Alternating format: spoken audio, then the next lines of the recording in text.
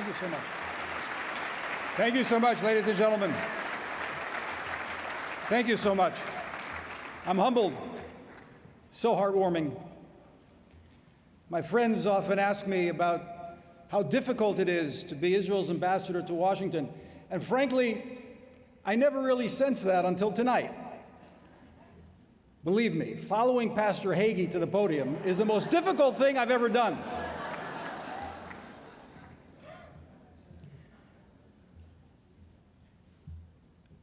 A few years ago, I was lost in Texas.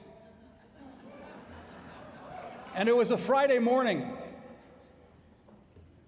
And I had to find a place for Shabbat. And I remembered this Rabbi Scheinberg in San Antonio. And I looked at my watch and I said, can I make it to Rabbi Scheinberg's house? And I called him and I said, listen, do you mind having a guest for Shabbat? And it was just a few hours before, and he said, sure.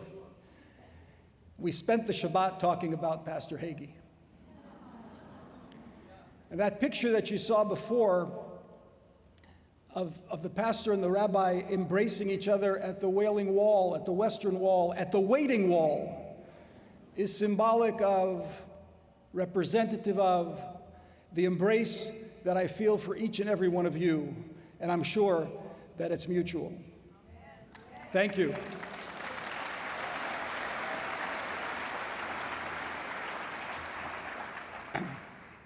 It's my profound honor to join you tonight at the 20th anniversary summit of Christians for Israel here in our nation's capital. For 2 decades, this remarkable coalition has stood unwaveringly alongside the Jewish people, defending the covenantal bonds that unite us in heritage, in hope, and in holiness.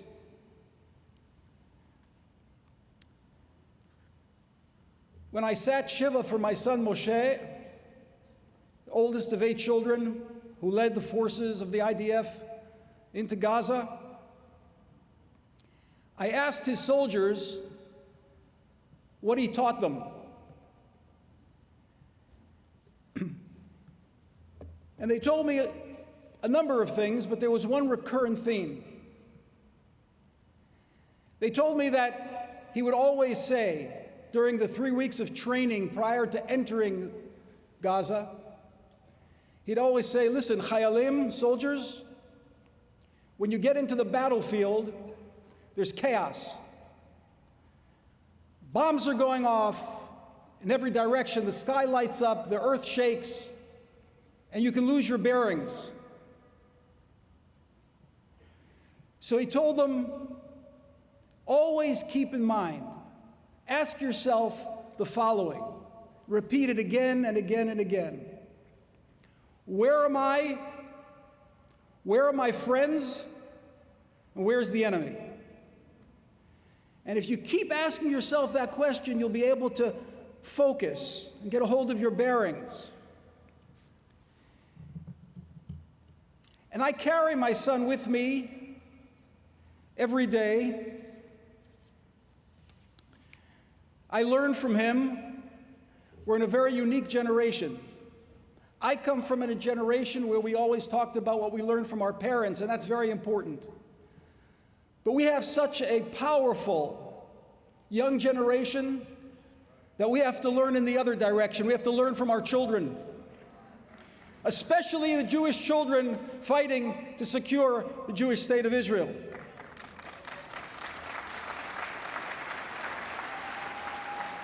And what I learned from Moshe is to tweak the question a little bit every day.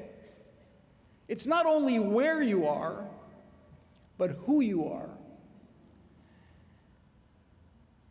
And during the ups and downs of the everyday, I'm reminded. And I think this is what we have to ask ourselves as a nation, as nations. Who am I? Who are my friends? And who is the enemy? One thing I know for sure. In this room, I know who the friends of Israel are.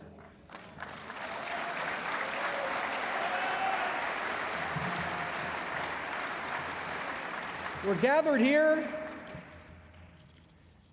here in honor of Israel, but honoring Israel is also a matter of giving thanks.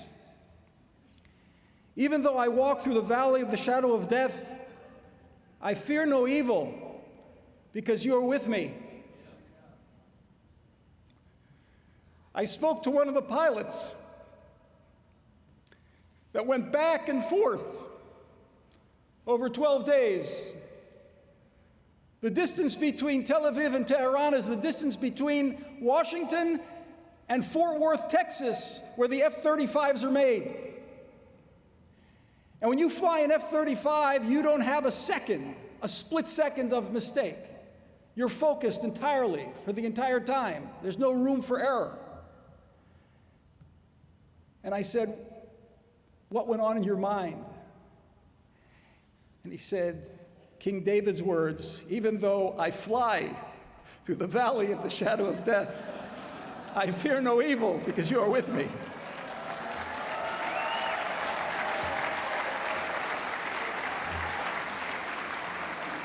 The Talmud teaches us that when we cross a desert or we reach the port after sailing the oceans, we say a benediction. We say a blessing. We thank God for saving us.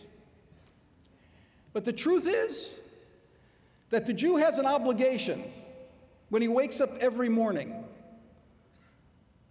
as he opens his eyes, before she washes her hands and face, to say 3 words: Modeh ani lefanecha. Oh God, I thank you for breathing life back into me and returning my soul within. Why? Why is that the first thing we say before even washing our hands? Modeh ani lefanecha. Because what we need in life is an orientation of character that is thanksgiving. We don't only give thanksgiving when we feel elated, when the feeling touches us, when we've crossed the ocean or surpassed the desert. But we have to go through the day with an feeling, with an orientation of character, which is one of thanksgiving. And I want to begin by saying thank you. You sent us defense missile systems, THAAD missile systems, Aegis defense missile systems. Your pilots flew alongside our pilots, downing those ballistic missiles, right? They wanted a civilian program, right? It was a civilian program. There was nothing civilian about those ballistic missiles. You know what ballistic missiles are, ladies and gentlemen? They're like a semi-trailer that you see on the highway. That's how big they are. But they're packed with explosives. They come careening through the skies. And if it wasn't for your missile defense systems working alongside our Arrow system and our David Sling system and our Iron Dome system, thousands of people would have been killed. So we give thanks. We give thanks to God. We give thanks to his emissaries. We give thanks to the United States of America for providing us with those missile defense systems. We thank you, President Trump. We thank you, the administration. We thank you, Congress. We thank you. We thank you for saving thousands of lives.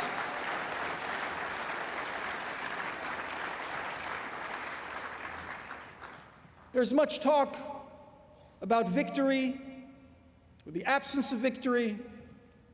And I want to first begin by saying that everything that I say is motivated by and is accompanied with the prayer that our hostages are freed immediately and that our soldiers, now as we sit here fighting the evil in Gaza, are successful and no one more of them fall again in this battle against evil. I want to share what I believe what I believe are 3 levels of victory that we've experienced. And I'd like to add some clarity on the subject of victory. The first victory we achieved is a military victory.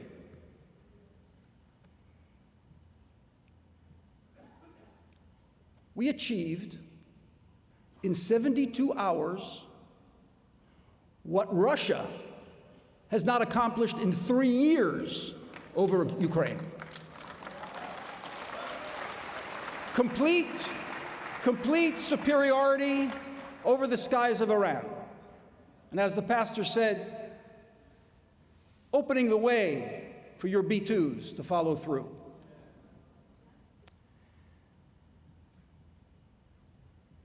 With unwavering courage, our pilots soared like David's stone into hostile skies, striking centrifuges, silos, and bunkers. With the precision of a shepherd's stone, David triumphed over the Philistine with a sling and a stone. We also have some modern kinds of slings and stones.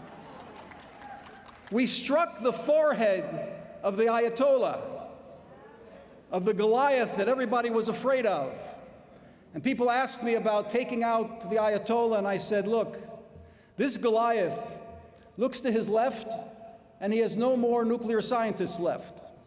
He looks to his right, he has no more generals left. I think the message has been conveyed. In 90 seconds, we eliminated the head of the snake. 70% of their missile launchers were obliterated, 60% of the missile capability, the entirety of its production capacity of attack drones and intercontinental ballistic missiles. It's hard for me to say it because they called it a space program. Intercontinental, by the way, is aimed at you. We paved the way for the brave American pilots to take out Natanz, Isfahan, and Fordo. And now we've all been enchanted by courses in the legacy media over etymology. What is the difference between obliteration, annihilation, evisceration, elimination, destruction? There's an expression in Hebrew that if it looks like a duck and quacks like a duck and swims like a duck, it's probably a duck. They got the message.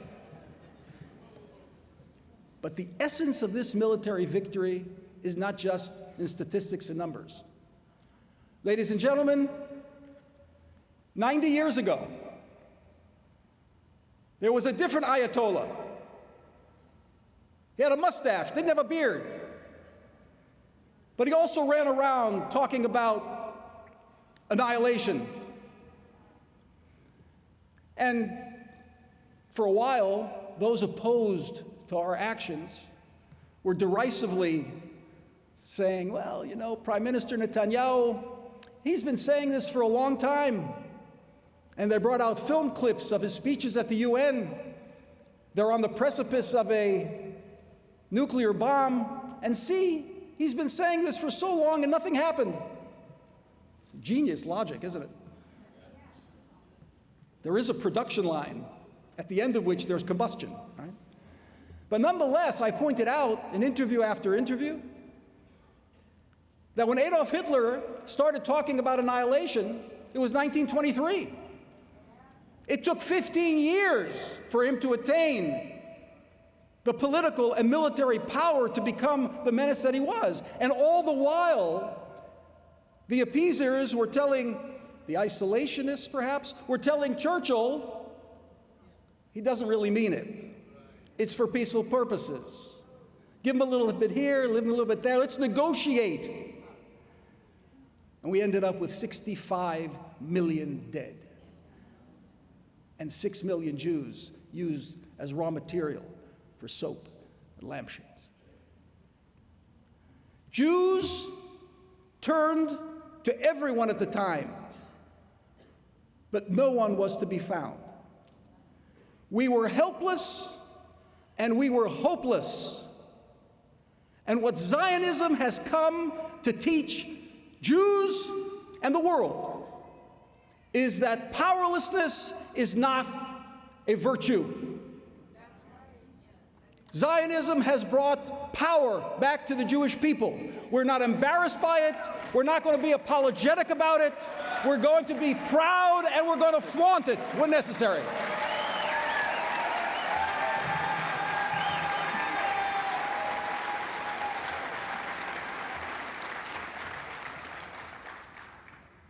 The second level of victory is democracy over tyranny. One would think that a tyrannical regime making decisions in a small group, in a small coterie of fanatics, dominating their people through violence, would be very powerful. And indeed, we were warned about how powerful the Ayatollah is, and how he would drag the world into a regional war and then a world war. He would fire missiles at the natural gas and oil installations throughout the region. He'd kill thousands of American soldiers. Democracy? The will of the people? Liberalism? It's not strong enough to withhold that kind of power. They spent over $500 million developing their nuclear weapons capability. They gave $15 billion to Assad, the regime in Syria, that for 50 years persecuted people of Syria and menaced the entire region. They gave $350 million a year to Hamas. Make no mistake, it's personal. They trained and funded the people who killed 900 of our soldiers and slaughtered 1,200 of our civilians in a few hours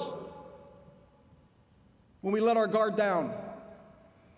2,100 people is equivalent to 65,000 Americans in a year and a half. Do the math.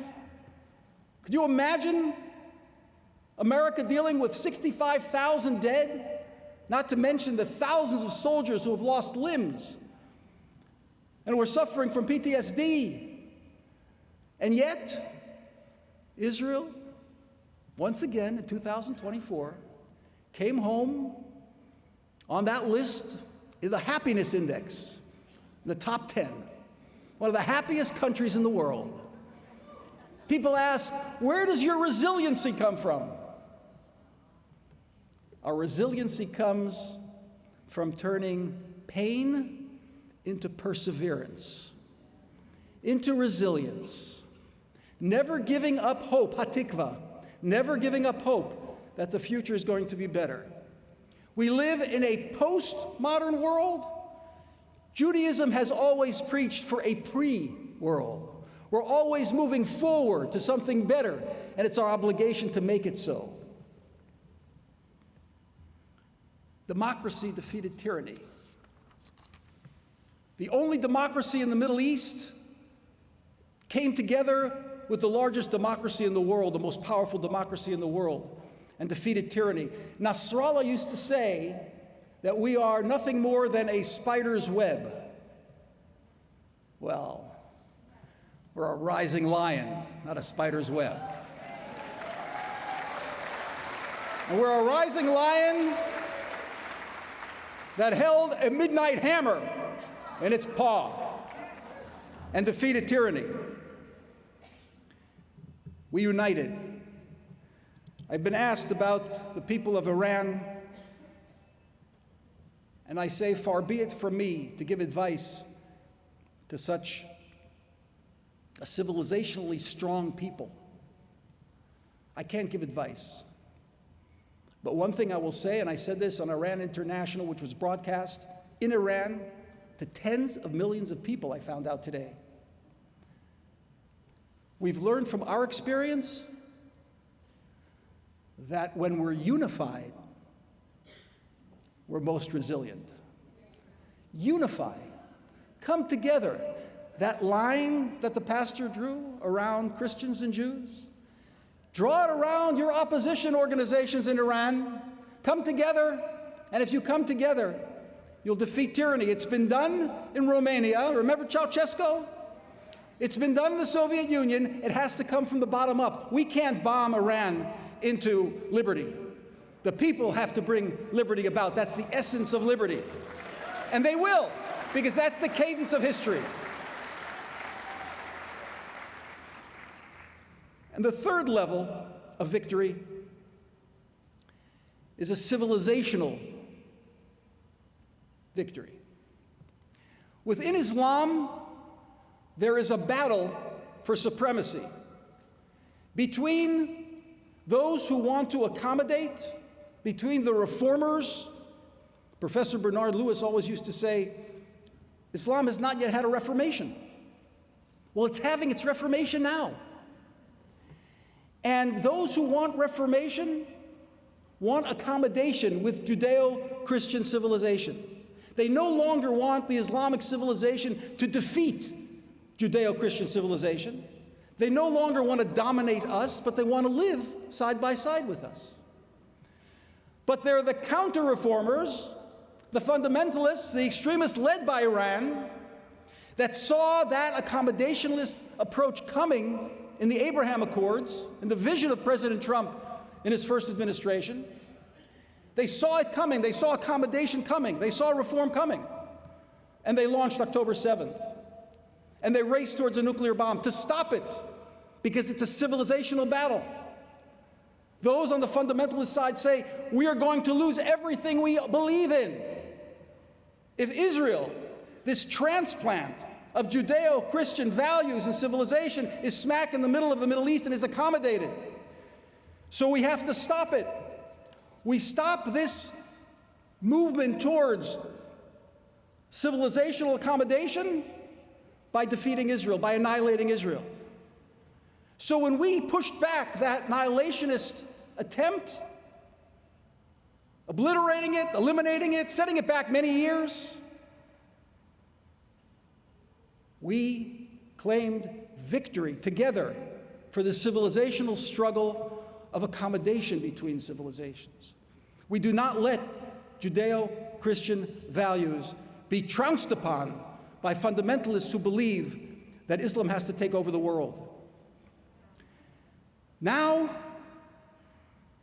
we have the opportunity to move into Abraham Accords 2.0. It's not going to be immediate. There's going to be some pain along the way. And there are going to be those who still are going to say that the only way to achieve peace is for Israel to withdraw from further territory. The key to peace is land for peace. What land would you like to give up? Where the prophets roamed in Shiloh? What land would you like to give up? Bethel? Bethlehem? The city of the patriarchs? Jerusalem? Shall we divide Jerusalem for the sake of peace?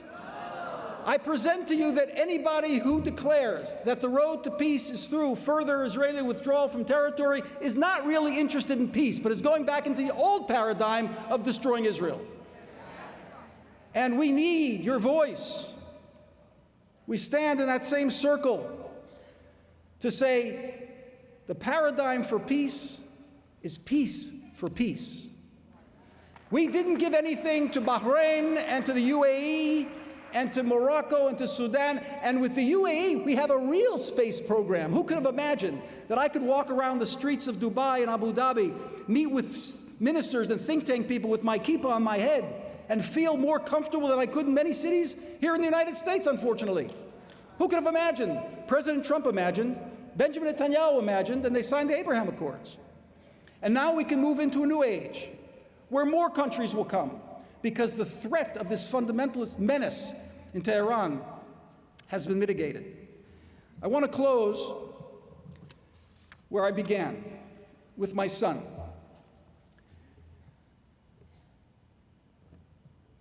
He was given an order on Friday, November 10th, to take his company, led by his command team, he was the company commander, and find a tunnel in the Beit Hanun city in northern Gaza. He got the order at 2 o'clock. Intelligence said that the tunnel was in a mosque, the main mosque of Beit Hanun. He scoured the mosque. They didn't find the tunnel. And he could have moved his troops back. Not my son. He says, there's a tunnel here, we're going to find it. And the sniffing dog sat down in the wrong place several times. So he went in with his command team. He was a commando. He spent 15 years in Air Force Special Ops before he went to med school. A med school, I should say, dedicated to the memory of a great, great Jew, Sheldon Adelson, whose wife Miri is sitting here in the front row. Moshe was in the first class in that med school, and Miri wrote one of the most beautiful eulogies for my son. He wasn't someone to give up. So he took his command team and he went house to house. And in the second building, in the inner room, he found the tunnel. 3 members of his command team were with him, and 5 were on the other side of the wall. Hamas placed a massive explosion around the tunnel that was hidden, but they followed him in with a hidden camera. And Moshe took the radio. It was after 2 weeks of grueling fighting, day and night, and he was elated. And if you never saw Moshe's smile, you never saw a smile. He took the radio and he said, "We found the tunnel. Shabbat Shalom. May it be a Sabbath of peace." Those were the last words that he uttered. A massive explosion went off. It blew out the lower torso of Moshe and his soldiers, and on the other side of the wall, 5 of his soldiers lost their legs.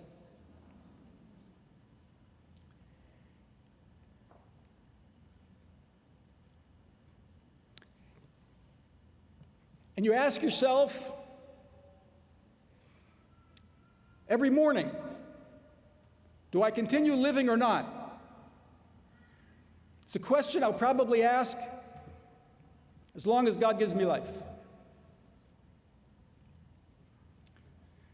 And I draw strength from the answer that Moshe gave me when I asked him when he began his training.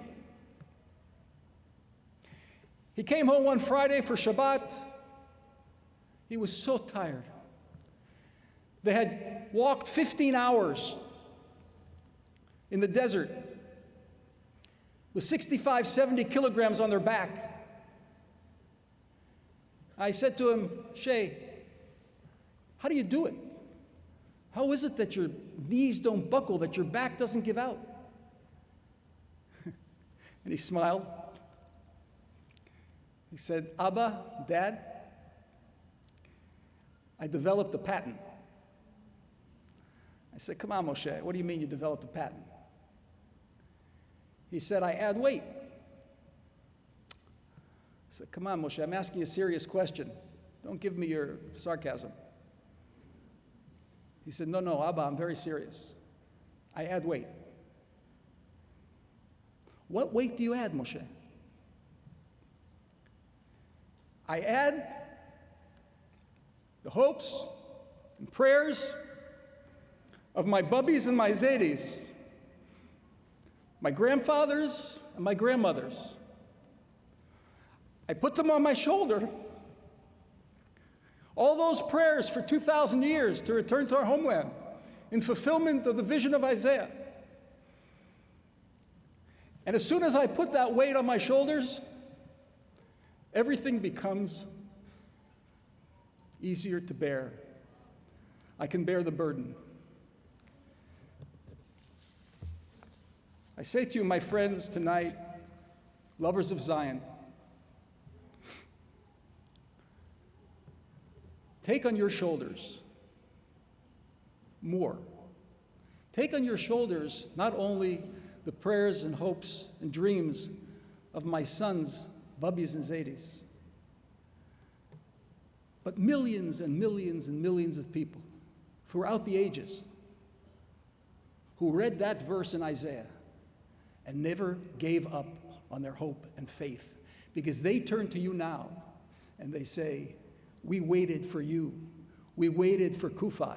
We waited for this generation.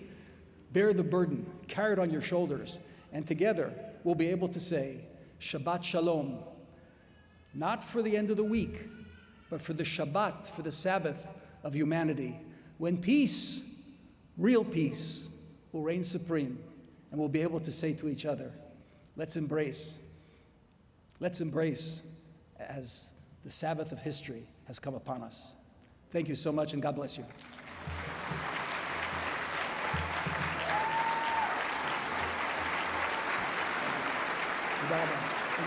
Thank you. Thank you, my friends. Thank you so much. God bless you.